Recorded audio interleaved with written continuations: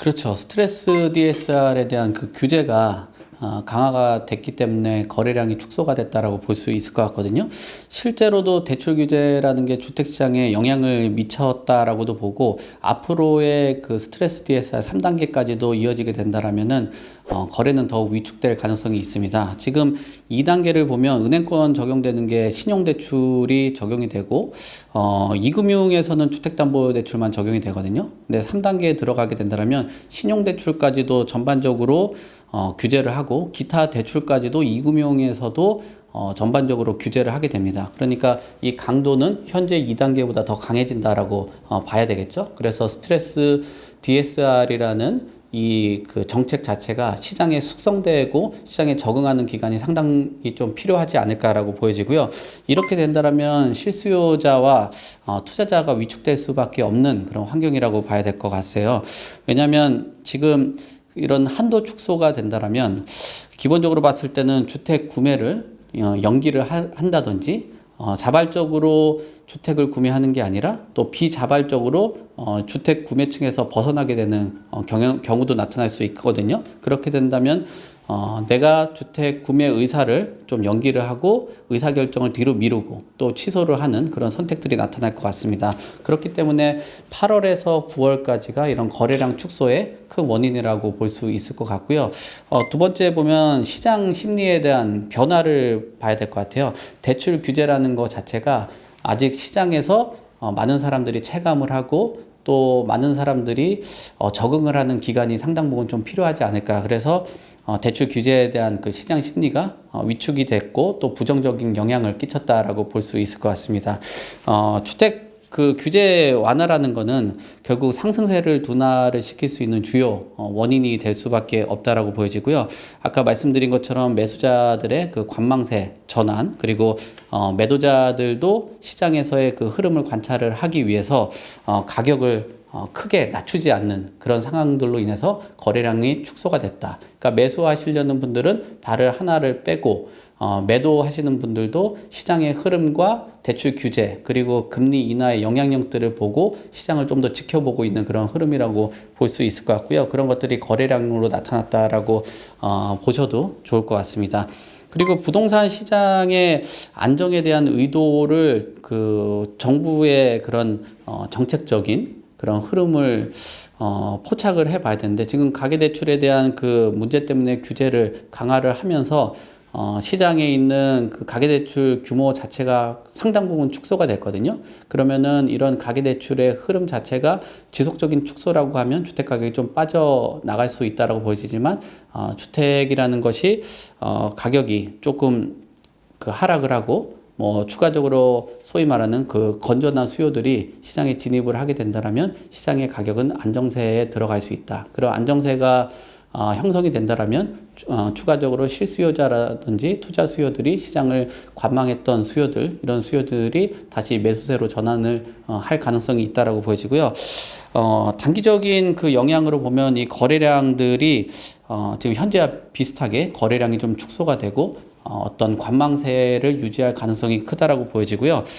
지금 그 대출을 활용한 주택 구매라든지 이런 것들이 어려워지기 때문에 투자자들, 실수요자들은 좀 관망세가 지속될 가능성이 있다라고 보여집니다. 하지만 금리에 대한 변화 이런 부분이 관건이라고 보거든요. 추가적으로 금리 인하에 대한 기대감들이 있는 거거든요. 그렇기 때문에 대출 규제가 지금 부정적인 영향에서 추가적인 대출 규제와 함께 금리 인하가 뭐 한 차례, 두 차례 정도 추가적으로 이루어지게 된다면 주택 구매자들의 상환 능력들이 조금 더 개선이 되기 때문에 다시 뭐 거래가 활발해질 가능성도 충분히 열려 있다라고 보여지고요.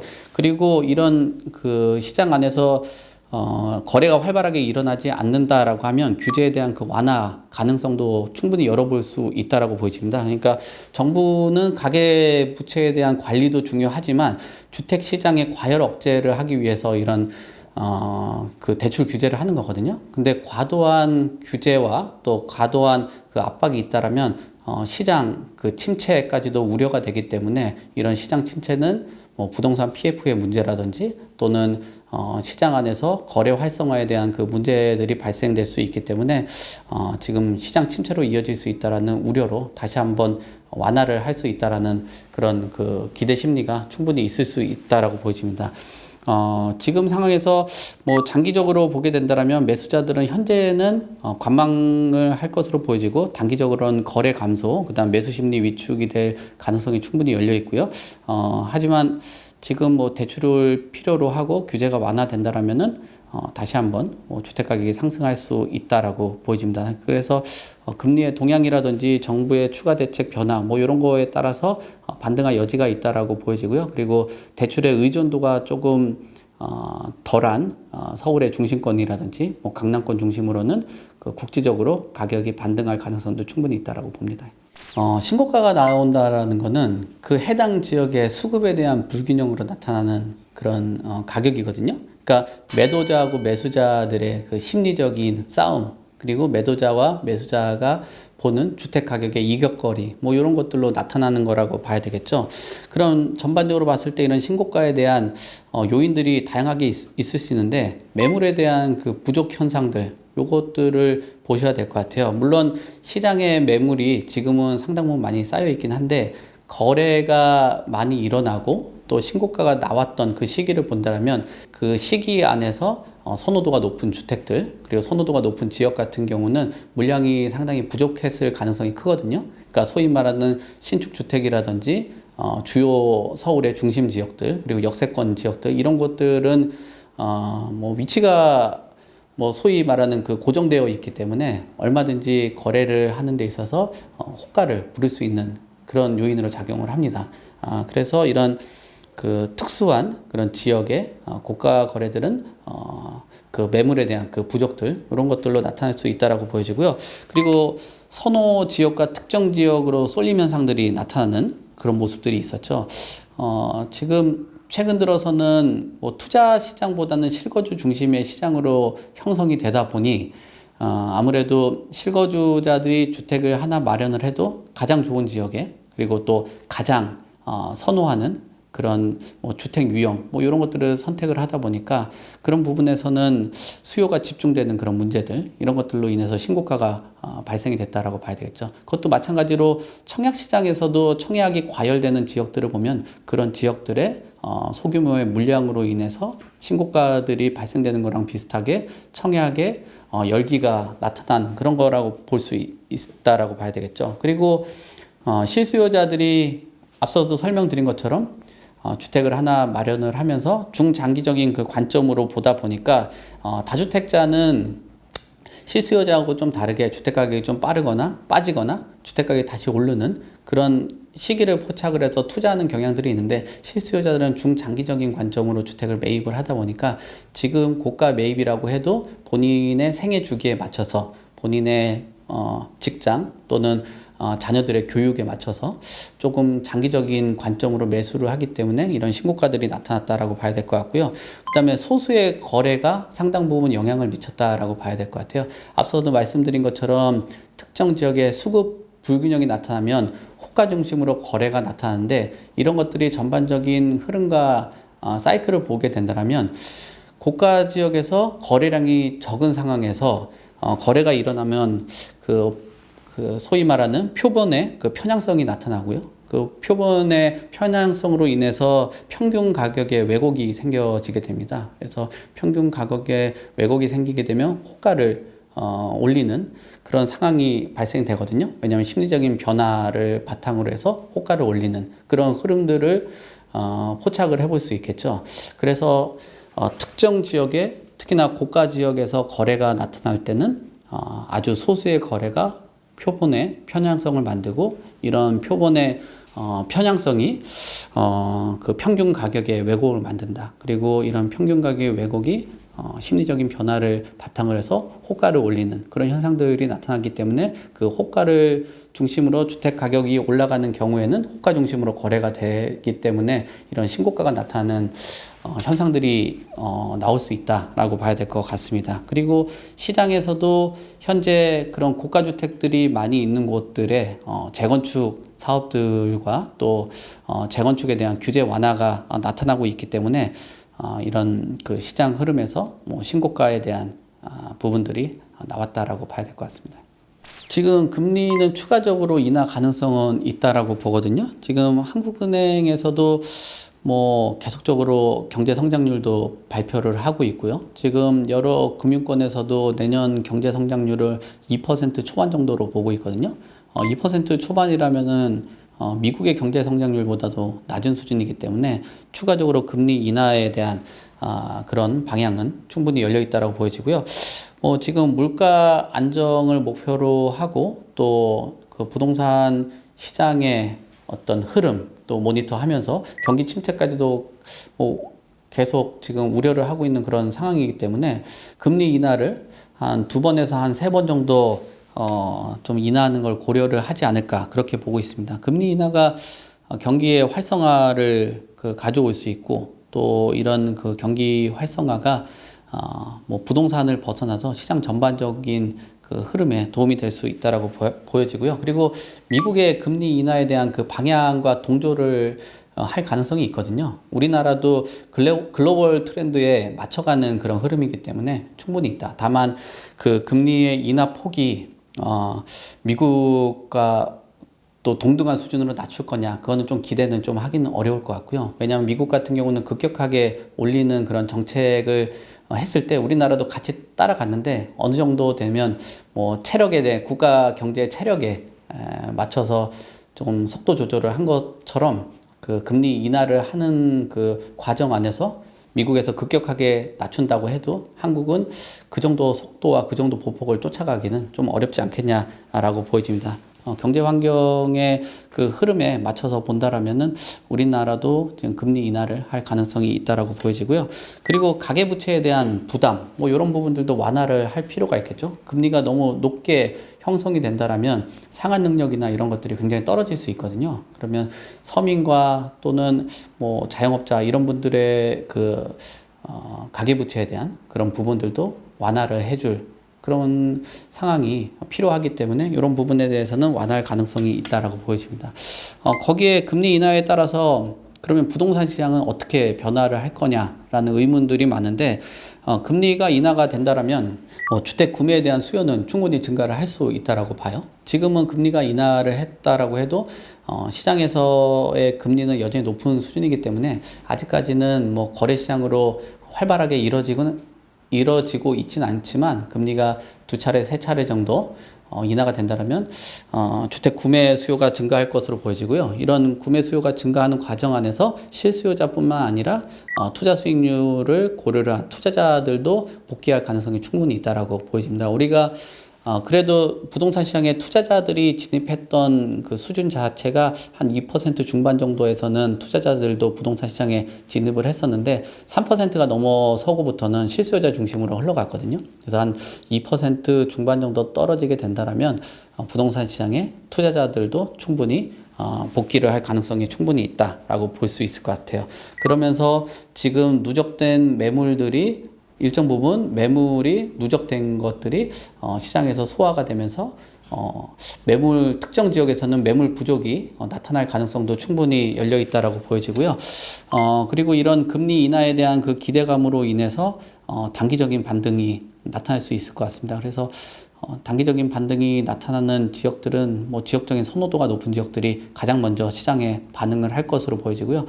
장기적으로 보면은 금리 인하가 지속되면서 부동산 시장에 투자자도 복귀하고 많은 사람들이 주택을 매입을 하면서 과거와 비슷하게 금리가 계속적으로 낮아지는 과정 안에서 자산 가격의 거품도 나타날 수 있기 때문에 좀 그런 거품이 발생됐을 때는 또 정부가 다시 규제를 한다든지 이런 형태가 나올 수 있다라고 보여집니다. 그런 정부의 규제 정책은 뭐 공급보다는 수요 중심으로 어떤 뭐 수도꼭지를 열었다 닫았다 하는 수준 정도로 나타날 수 있지 않을까라고 보여집니다. 지방시장은 침체 국면이 유지될 가능성이 좀 크다라고 봐야 되겠죠. 왜냐하면 지금 지방의 문제는 그 인구 감소나 또는 지역의 불균형으로 나타나는 그런 상황이 연출이 되고 있습니다. 지금 인구 감소 문제들이 심각한데 뭐 통계청에서 내놓는 지방 소멸 위험 지수를 보더라도 지금 전국에 228개 시군구 가운데 51개구가 소멸 고위험 지역으로 지금 분류가 되어 있는 상황이거든요. 그리고 67곳이 소멸 위험 단계, 여기 놓여 있는 상황이에요. 그렇다라는 거는 시군구의 절반 정도가 소멸될 가능성이 충분히 있다라고 봐야 되겠죠. 그리고 소멸에 대한 그 위험, 이런 것들도 2016년도에는 79곳이었는데 지금 2021년도까지의 어떤 데이터를 보게 되면 106곳으로 지금 늘어났어요. 해마다 증가하고 있는 상황이거든요. 그러니까 소멸될 만한 시군구가 계속적으로 늘어나고 있는 상황이다. 그런 추세가 멈추지 않고 계속적으로 증가세에 있다라는 것은 인구가 축소가 되고 그 인구를 바탕으로 해서 소비나 생산들이 일어나야 되는데 그런 소비 생산들이 일어나는 그런 지역들이 점점 없어진다라고 봐야 되겠죠. 그리고 지역 간의 인구 이동을 보더라도 그 유입에 대한 인구 이런 것들 보면은 청년층들이 많이 이동을 하고 있어요. 그러니까 청년층들이 이동을 한다라는 거는 우리가 청년들이 중장년층 대비했을 때 보통 소득 구간이 좀 긴 구간이거든요. 그러니까 높은 소득 구간과 생산과 소비를 할 수 있는 그 소득을 갖춘 청년들이 그 지방을 좀 떠나고 있다라는 거는 그 지역을 지탱할 수 있는 그런 여력들이 상당히 빠졌다라고 봐야 되겠죠. 그 빠지는 과정 안에서는 소득에 대한 격차 이런 것들도 볼 수 있는데 지금 월 평균으로 되는 그 실질 임금에 대한 격차 같은 경우도 과거에는 34만 원에서 지금 현재 53만 원으로 늘고 있고요.